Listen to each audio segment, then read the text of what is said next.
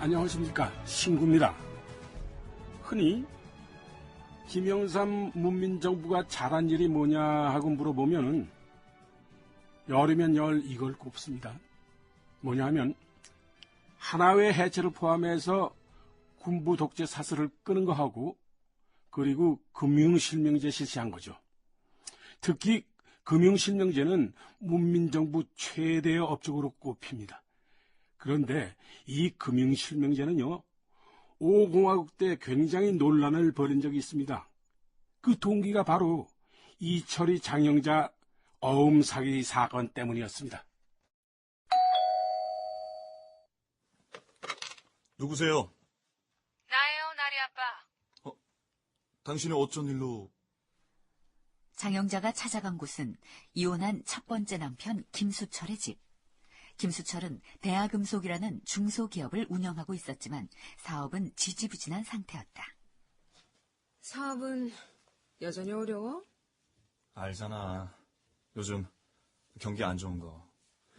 언제 경기 좋을 때 있었어. 다 똑같은 입장이지. 애들은 학교 갔지.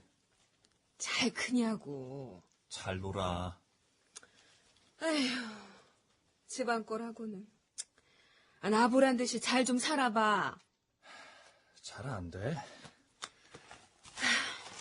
자, 받아요. 뭔데? 이 큰 돈을... 이혼한 아내가 집까지 찾아와 전 남편에게 건넨 돈은 얼마였을까? 지난 1982년 7월에 있었던 이철이 장영자 사건 재판의 공판 기록에서 보자. 피고인 장영자와의 관계는 어떻게 됩니까? 전 남편입니다. 65년 3월에 결혼해서 2명의 자녀를 두고 75년 4월에 이혼했습니다. 김수철이란 이름은 본명이 아니죠? 예. 본명은 최우석입니다. 이름을 왜 바꿨습니까? 매형인 김수일의 동생으로 가장해서 남미로 이민을 가려고 호적을 바꿨는데 장영자 피고와 결혼을 하면서 반대하길래 이민을 포기했습니다. 장 피고한테서 돈 받은 적 있죠? 어디서 얼마 받았습니까? 예, 3번에 걸쳐서 4억 원 받았습니다.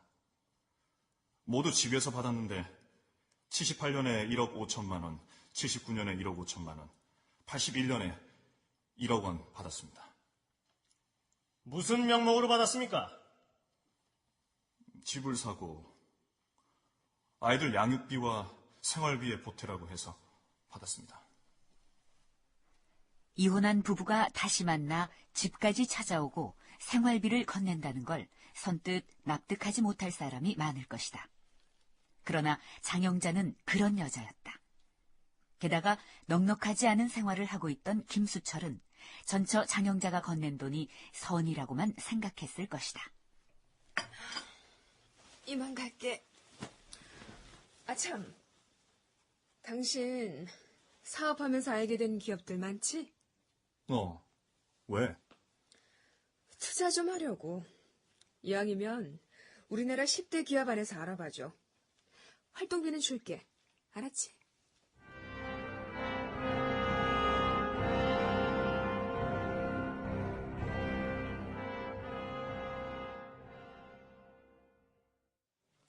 회장님, 파격적인 수습이 필요합니다. 회장님.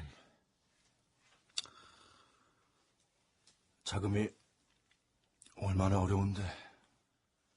이 상태가 조금만 더 지속되면 넘어갈 수도 있습니다. 회장님. 우리만 어려운 거 아니잖아. 좀 더 견뎌보자고. 길어야 한 달입니다. 공중분해될 수도 있습니다. 기업은 그렇게 쉽게 넘어가는 게 아니야. 현실을 냉정하게 보셔야 합니다. 그렇게 심각한 상태인가? 중동건설이 좋다니까 너도 나도 뛰어들다 보니 덤핑 수주가 늘고, 그러다 보니 이익은 감소했지 않습니까? 자금 융통이 급합니다. 글쎄, 알았어. 알았다고. 1977년 사우디아라비아와 이라크 등 중동 해외 건설로 급성장한 공영토건. 1981년 당시만 해도 도급 순위 18위로 서울 지하철 공사까지 맡고 있었다. 그러나 1981년 초 쿠웨이트 건설 시장이 위축되면서 자금 압박을 받고 있었다. 예, 공영입니다. 아이고, 변 회장님, 저 김수철입니다. 김 사장. 중동 사업은 잘 되시죠? 잘 되긴 하루하루 피가 마릅니다. 아이고, 그게 그 정도입니까? 이 자금 융통할 곳이라도 있으면 좋을 텐데 너도 나도 돈이 말라버렸다니 방법이 없어요. 그래요? 회장님, 저하고 아주 막역한 사람 하나가 있는데 여윳돈이 좀 있는 것 같던데. 이 듣던 중 반가운 얘기요. 그러면 김 사장님이 다리 좀 놔줘요. 그럴까요? 언제쯤 시간 되십니까? 당장이라도 만나게 해주세요. 공영토건이 장영자에 말려드는 순간입니다. 자금 압박을 받고 있던 공영토건으로선 돈이 절박했고 장영자가 찾는 먹잇감은 바로 그런 회사들이었습니다. 자, 공영토건은 어떻게 장영자에 의해서 유린당했을까요?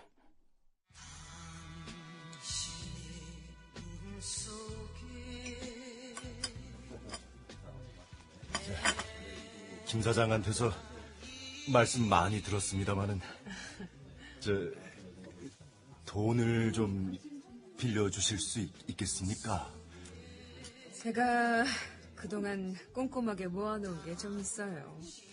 공영토건 정도의 건실한 기업이라면 어렵지 않습니다. 예. 저희 공영이 나름대로 건실한 기업입니다. 중동 건설이 다소 위축되면서 자금 유동성에 약간 문제가 생겼을 뿐입니다. 압니다. 네, 잘 알고 있어요. 저희 남편이 전직 중앙정보부 차장이고 전두환 대통령의 장인이 이규동 장군이시고 그 동생인 이규광 광업진흥공사 사장이 저희 형부 되세요. 저 사물을 함부로 판단하지 않습니다. 그러세요? 내 성격 설명하다가 애들처럼 친인척 자랑을 하고 있었네. 실례가 됐다면 이해해 주세요. 아닙니다. 아무 기업이나 거래하지 않는다는 까탈스러운 성격을 설명하려다가 그만. 무슨 말씀을요? 비즈니스는 본래 그렇게 해야죠. 깐깐해야죠. 그렇게 잘 봐주셔서 감사합니다. 변 회장님, 얼마나 필요하신가요? 한 500억 정도는 굴릴 수 있습니다. 그렇게나 많이? 그럼 금리는? 10%대로 해드리죠. 2년 거치 3년 상환이고요. 돈은 원하시는 대로 빌려드리겠습니다. 그런데 담보가... 어음을 끊어주세요. 빌려가시는 돈의 2배만큼요. 가능합니다. 그렇게 해드리겠습니다. 또 하나, 공영토건에 주식 정보를 주십시오. 아니죠. 그거는... 왜요? 어려운가요? 그건 내부자 거래이기 때문에 위법입니다. 알겠습니다. 그럼 실례했습니다. 아닙니다. 그게 아니고... 장영자는 이렇게 받아낸 약속어음을 또 다른 회사에 빌려주거나 주식에 투자하는 등의 방법으로 어음을 유통시키고 사기 행각을 벌였다. 훗날 수사 결과 이철이 장영자 부부는 1981년 2월부터 1982년 4월까지 7,111억 원에 달하는 어음을 받아냈다. 그 결과 총 6,404억 원에 달하는 거액의 자금을 조성했다. 훗날 공영토건 변강우 회장은 그의 탄원서에 이렇게 썼다. 장영자에게 제공한 어음은 1,200억 원이지만 내가 실제로 빌려 쓴 돈은 169억 원에 지나지 않았다. 장 씨 부부가 그 많은 돈을 어디에 썼겠는가? 내 생각에 70% 정도는 어디엔가 은닉했을 것으로 보인다.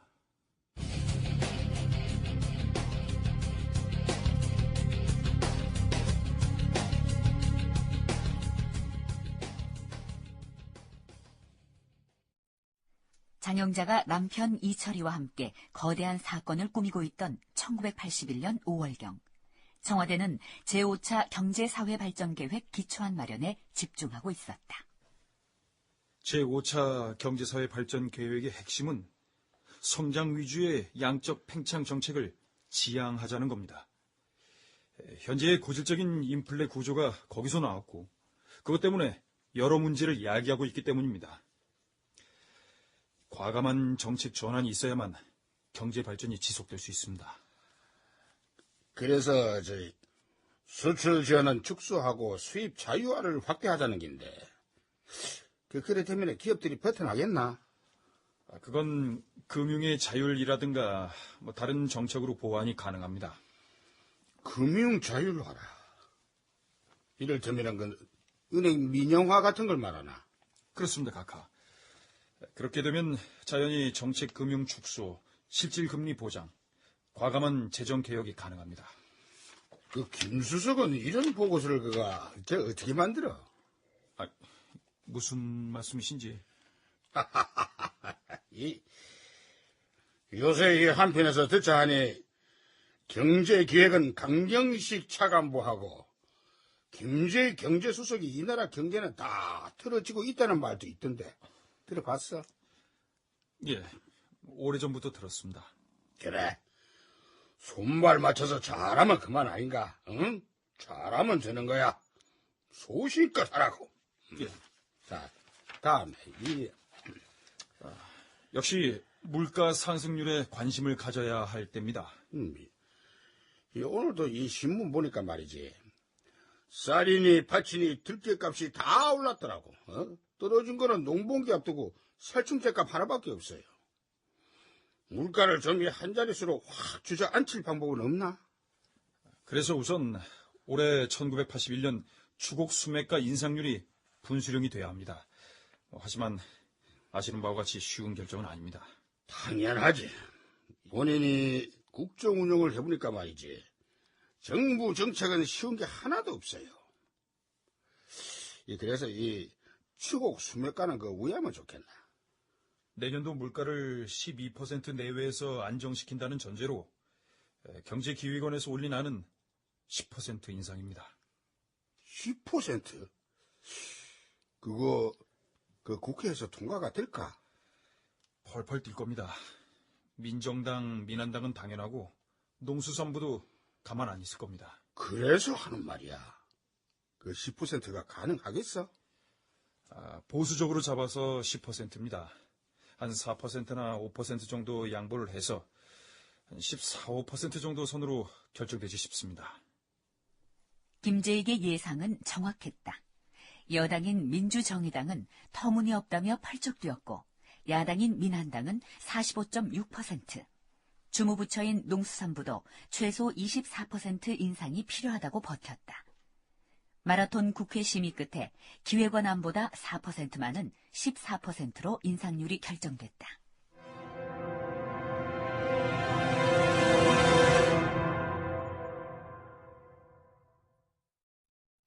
물론 추곡 수매가 한 종목이 전체 물가를 좌지우지하는 건 아니죠.